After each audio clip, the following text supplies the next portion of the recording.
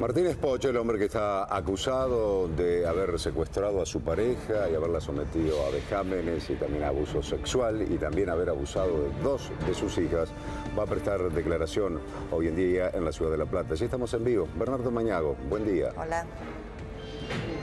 Claudio Débora, muchas gracias. Está declarando ya Martínez Poch en estos momentos ante el fiscal Marcelo Romero. Hace minutos atrás sorprendía porque en medio de la declaración pidió un cuarto intermedio para ir hasta el baño.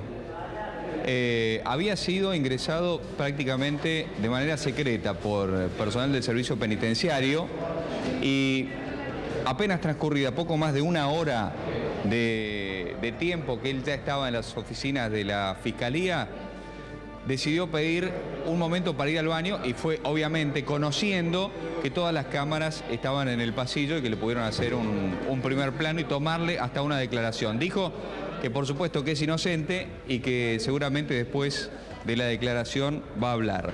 Recordemos que está detenido desde septiembre por haber mantenido cautiva durante más de 15 días a su pareja y de haber abusado sexualmente de ella. Fue procesado justamente por estos cargos y después fue imputado también por corrupción agravada de menores y abuso sexual ultrajante en perjuicios de sus dos hijas que hoy tienen 19 y 20 años y que obviamente no quieren saber absolutamente nada de él. Bueno, los detalles del caso son realmente aberrantes. Dormía con las nenas, las manoseaba. A Vanessa Rial, que era su pareja y que fue liberada justamente después de que su familia hizo la denuncia, la drogaba, la sometía a todo tipo de aberraciones sexuales, la filmaba y la amenazaba con difundir esas filmaciones para que ella no se alejara. Finalmente, la relación terminó en estos 15 días de cautiverio y en la acción de su familia para poder liberarla. Muy bien, Bernardo, estamos atentos a tu llamado, así para lo que ocurre en la ciudad de La Plata con la declaración de Martínez Poch, este hombre que abusó de su expareja y de dos de sus hijas concretamente, que se han declarado también ante la justicia. Mauro Zeta, con más detalles sobre este tema. Me decía uno de los abogados que está en la causa que al parecer la decisión que toma Cristian Martínez Poch de hablar por primera vez ante el fiscal, la otra vez se negó a declarar, tiene que ver con que el día 16 tendría el fiscal de la causa, Marcelo Romero, en su poder dos peritajes que lo pueden complicar y mucho, que pueden darle fuerza al relato y crédito contundente al relato de una de sus víctimas, la abogada Vanessa Rial.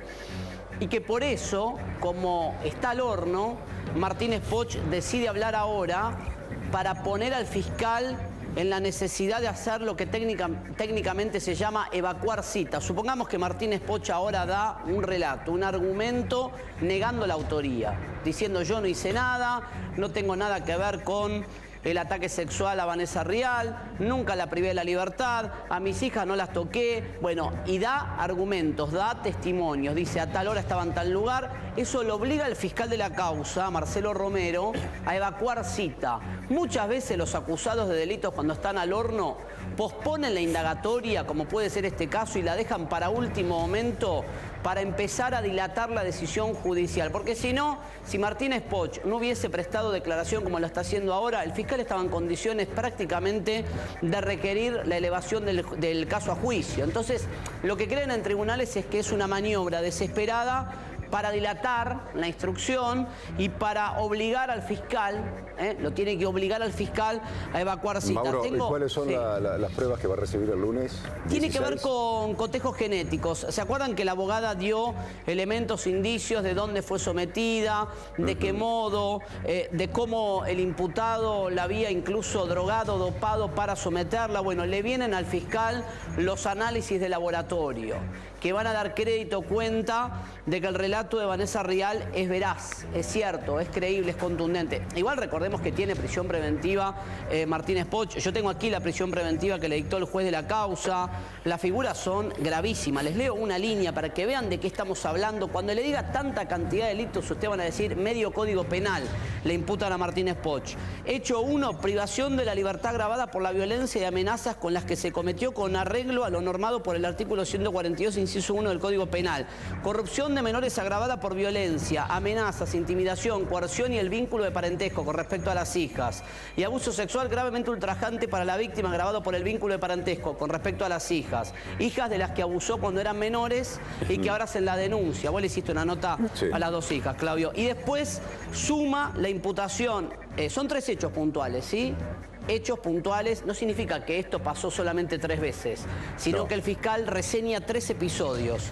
Y el hecho 3... Tipifica los delitos, no habla de la reiteración de esos delitos. Claro, mira, te lo estoy leyendo. Dice, por ejemplo, el hecho 3, abuso sexual con acceso carnal, calificado por la duración y la circunstancia de su realización. Esto con respecto a Vanessa Rial.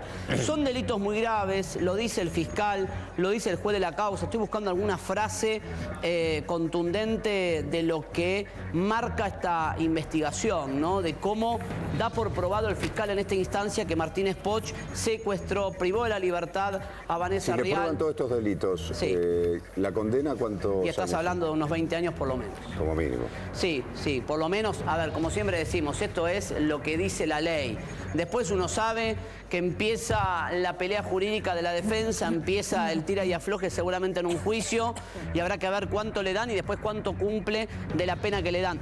Ojo, esto porque uno entiende que la investigación está encaminada y que las pruebas parecen ser abrumadoras, por lo menos es lo que plantea el fiscal de la causa en esta prisión preventiva que le firmó el juez, con muchos elementos, con mucha cantidad de indicios, con prueba testimonial, con prueba química, con prueba testimonial no solamente de las víctimas, sino de otros protagonistas de la historia. Y queda por ver, por dilucidar, si es cierto algo que se comentó en el expediente, no sé si se acuerdan, de que en algún momento Martínez Poch había tenido la venia, la ayudita de un conocido de él en el área de medicina legal, que le avisaba cada vez que las víctimas iban a hacer la denuncia y lo alertaba de que lo estaban denunciando. Habrá que ver si esto se pudo probar, si existía o no una mano que le daban desde adentro para que zafe, para que se presente, para que intimide a las víctimas y las conmine a que no lo denunciaran. La historia fuerte, hace poco yo les contaba ayer el caso de un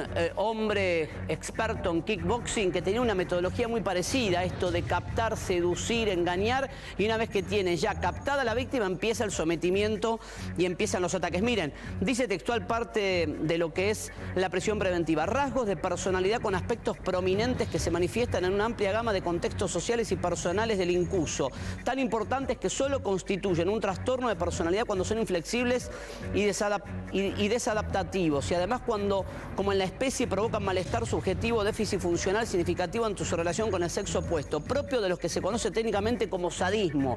Lo definen como un sádico, que resulta un trastorno psicosexual en el que el sujeto obtiene placer del acto de infligir dolor y humillación a otra persona para satisfacer sus deseos sexuales.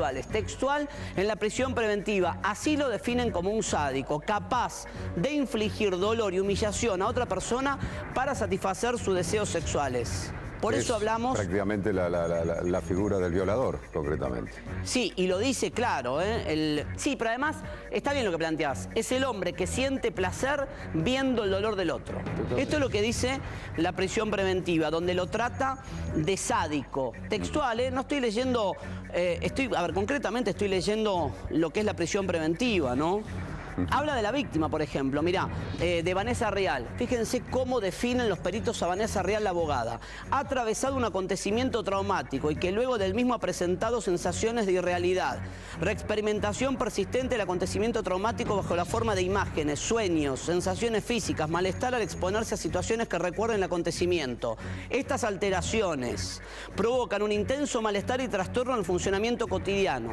Lo descrito en los párrafos precedentes es compatible con lo que las actuales clasificaciones diagnósticas se describe como trastorno por estrés agudo. La evolución observada ha sido desfavorable, es decir, que la severidad del cuadro se ha ido incrementando. Así definen los peritos a la víctima, Vanessa Rial, como el sadismo de Martínez Poch. Y lo que le hizo Martínez Poch le arruinó la vida. Estoy traduciendo terminología médica de la forma que me sale con un lenguaje más común. Bueno, todo esto lo dice la prisión preventiva, donde el fiscal y la jueza de la causa van poniendo testimonios. El testimonio de una de las hijas. También mi padre, que es un hombre de la noche, llevó a casa armas y droga y todo delante de nuestros ojos. Por otra parte, mi papá comenzó a tener, tanto conmigo como con mi hermana, un tipo de vínculo enfermizo. También recuerdo que dormíamos los tres en la misma cama que él había colocado en el centro del living, a pesar de ser una persona con recursos económicos. Habla una hija. Es una persona violenta. El relato de las chicas. Tremendo. Vos lo tuviste en persona. Sí. Es una persona violenta y también nos asustaba, que amenazaba con matarse de diversas formas. Agarraba un montón de psicofármacos y simulaba metérselos en la boca. Se ponía un arma en la cabeza y tomaba cocaína delante de nosotras. Es tremendo el relato de una de las hijas. Yo ahora me doy cuenta que todo esto lo hacía por el goce que le causaba vernos llorar y pedirle por favor que no lo haga. Cuando éramos chicas y estábamos durmiendo, nos hacía cucharita y nos tocaba las zonas íntimas. Palabra textual de una de las hijas que declaró en el expediente. Muy fuerte los testimonios que fueron validados por el fiscal y por la jueza. Tengo más si quieren. A ver, relato que tiene que ver con el abuso de las hijas. Nos tocaba la zona genital por arriba de la ropa y nos decía... bueno, nos hacía de todo. Vamos a seguir hablando en un ratito porque es muy fuerte. Vamos a repasar en detalle todo lo que figura en el expediente. Gracias, Mauro, ya era demasiado.